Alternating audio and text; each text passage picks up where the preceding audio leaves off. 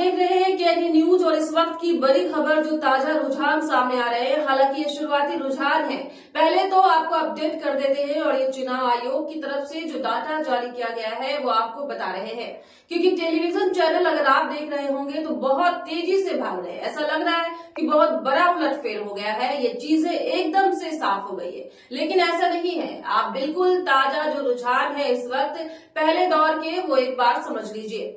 इस वक्त चुनाव आयोग के डाटा के मुताबिक बीजेपी 48 सीटों पर, विधानसभा सीटों पर इस वक्त बिहार में आगे चल रही है, जबकि जेडीयू उसकी सहयोगी 47 सीटों पर, आरजेडी 23 सीटों पर और रामविलास पासवान की पार्टी लोक जनशक्ति 13 सीटों पर आगे चल रही है।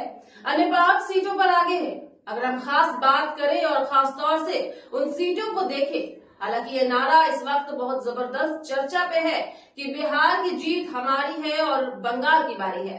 मतलब कहीं ना कहीं एनडीए को एक ताकत मिली है, एनडीए को जीत का एहसास हो गया है, लेकिन अभी ये शुरुआती रुझान है और फौरी तौर पे कुछ भी कहा नहीं जा सकता।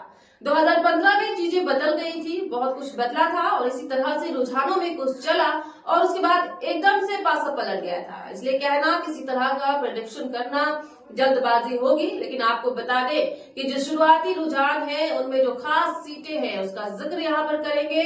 जैसे रघुनाथपुर सीट है, यहाँ पर साहबुद्दीन के बेटे उसामा साहब जो है वो आगे चल रहे हैं। इस वक्त की ये बड़ी खबर आपको बता रहे हैं। रुझानों में चौंकाया है जेडीयू के विकास सिंह से, वो फिलहाल बाजी मारती नजर आ रहे हैं। इसके अलावा अलीनगर सीट पर लोक गायिका मैथिली ठाकुर को बीजेपी ने पहली पहल उतारा था और उनको लेकर भी जिज्ञासा थी, उनको लेकर पर सबकी नजरें थी। तो ये खबर है कि विनोद मिश्रा, आरजेडी के विनोद मिश्रा से वो आगे चल रही हैं।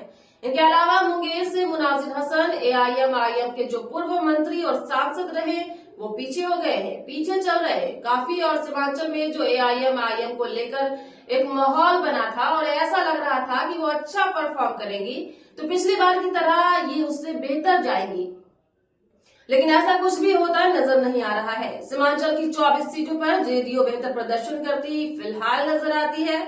तो ये कुछ अहम सीटें, खेसारी लाल यादव भोजपुरी के सुपरस्टार, उनकी बात किए बगैर तो ये रुझान, ये अपडेट अधूरा रह जाता है। खेसारी लाल यादव के बारे में बता दें कि छपरा सीट से खेसारी लाल इस वक्त आगे चल रहे हैं। हालांकि ये शुरुआती रुझान है, हम बार बार कह रहे हैं कि ये जो चुनाव आयोग के जरिए डेटा आ रहा है, जो सटीक डेटा आ रहा है और जो बिल्कुल सटीक रुझान है वो हम आपको बता रहे हैं।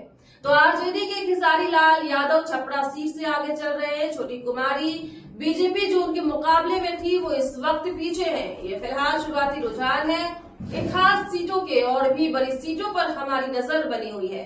ताजा अपडेट लेकर आपके पास आ रहे हैं, लेकिन बहुत तेजी से अगर हम देखें तो एनडीए को फिलहाल बढ़त मिलती नजर आ रही है।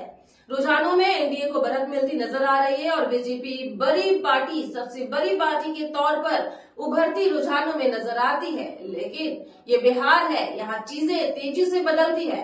ये शुरुआती रुझान है, इसलिए बहुत कुछ कहना जल्दबाजी होगी। देखना ये होगा कि इन सीटों पर जिनका हमने जिक्र किया वहां क्या उलटफेर होता है।